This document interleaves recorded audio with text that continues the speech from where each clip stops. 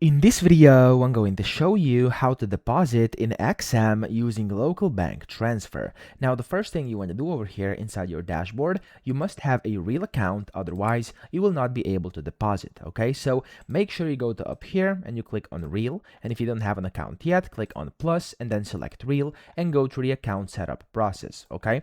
So after you do that, after you have your account, go ahead and click on this more button here and then click on funding up top, and in here click deposit.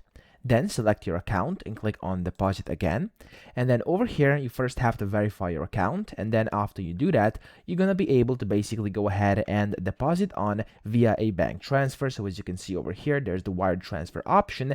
And that's pretty much how you can do it. So verify your account, click on here, put in your info, and then you'll be able to go ahead and deposit on XM. So that's pretty much it. I hope this video helped you out. If it did, please subscribe to the channel and help me out as well.